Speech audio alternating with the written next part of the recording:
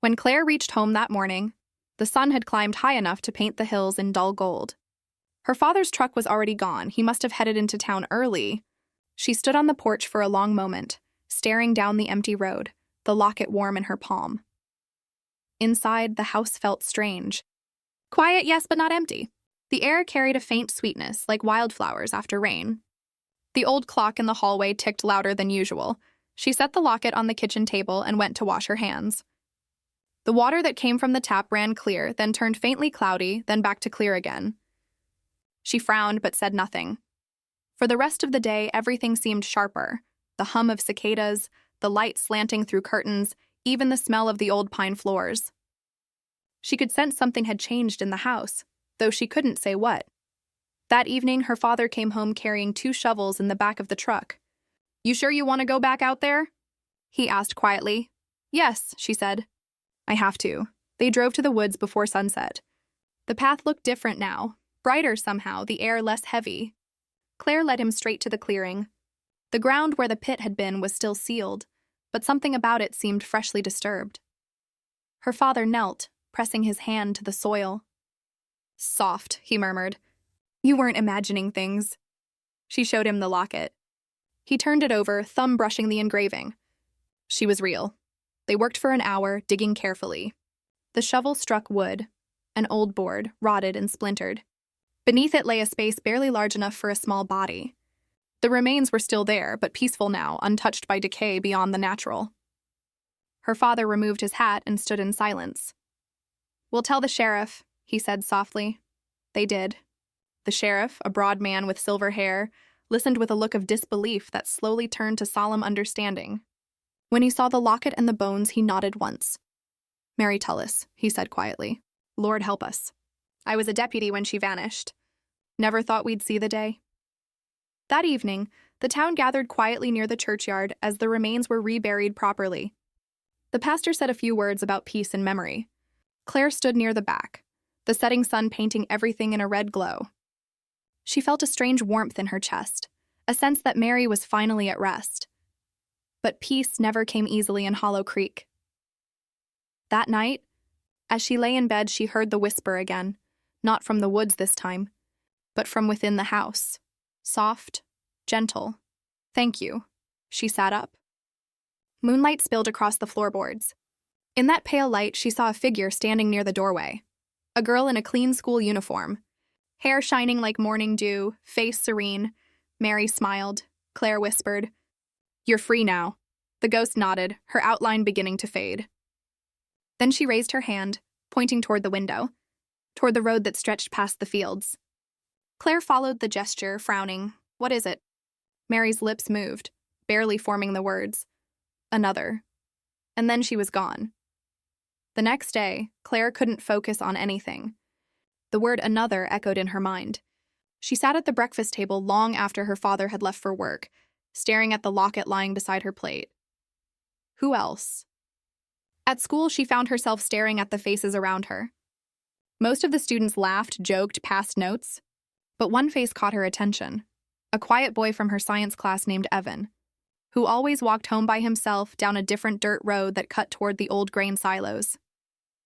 That afternoon, as the buses roared away and the sun sank low, Claire noticed Evan leaving on foot.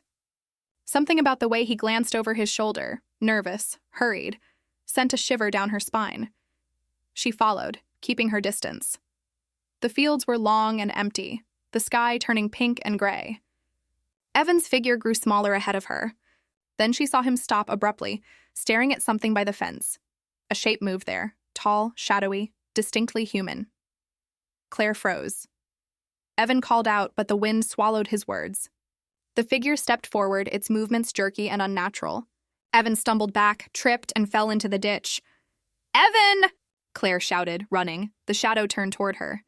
For a split second, she saw its face, or rather no face at all, just a smooth blur like clay before it shaped. Then it melted into the air, dissolving like smoke. She reached Evan, helped him stand. His face was pale, his hands trembling. "You saw that, right?" he whispered.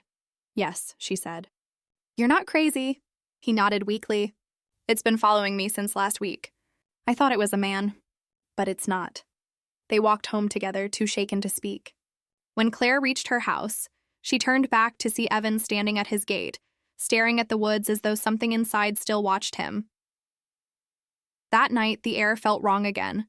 Heavy, charged. Rain began to fall, drumming against the roof.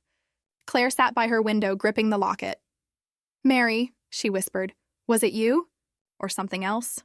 Lightning flashed. For a heartbeat, she saw a reflection in the glass. Not Mary this time, but that faceless shadow standing in the rain. The power went out. In the darkness, she heard footsteps in the hall. Slow, careful. Coming toward her room. Her hand fumbled for the flashlight on the nightstand. The beam cut through the dark, slicing across the door. Just as the handle turned, she aimed the light directly at it. The door creaked open. Nothing stood there. Just the empty hallway. And yet, faint footprints appeared in the dust, wet, muddy, leading away from her room and down the stairs. She followed. Each step creaked louder than the last. The footprints led to the back door, open, swinging slightly in the wind. Outside, the rain had stopped.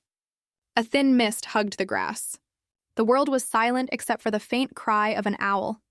Then she saw it again, the faint lantern light bobbing near the woods.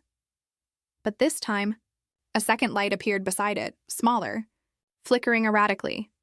Claire's heart sank. Evan! She grabbed her coat and ran. The lights drifted deeper into the trees, weaving between trunks like fireflies. The ground grew soft under her boots, the air thick with the smell of damp earth. "Evan!" She called no answer. She reached the clearing. Two lights floated there, hovering above the ground.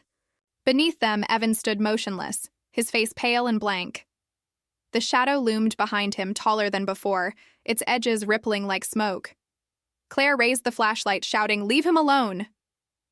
The beam struck the shadow, and for the first time it recoiled, twisting violently as if in pain. The lanterns flickered brighter, then merged into one blazing column of white light. Mary's voice echoed through the clearing, strong and clear. "You can't have them anymore." The shadow screamed, a sound like wind tearing through metal, and dissolved completely, sucked into the earth. Evan collapsed, gasping. Claire rushed to his side. When she looked up, Mary stood nearby, her face calm, eyes glowing faintly with peace. "You set me free," she said softly. "Now you've freed them all." Claire frowned. "Them?" Mary smiled faintly. "The others who walked alone." Then she turned toward the sky. The light around her brightened until Claire had to shield her eyes. When she looked again, the girl was gone. Only the gentle rustle of leaves remained. Rain began to fall again, light and warm. Evan stirred beside her.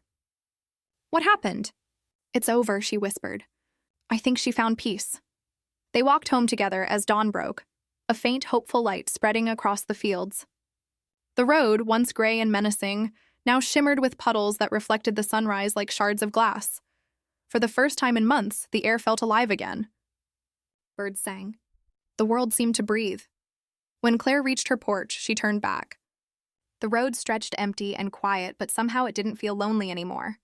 She touched the locket hanging around her neck and smiled. That night, she slept without dreams. And somewhere beyond the fields, in the whispering pines, a voice said softly, almost like a lullaby, "Thank you for walking me home."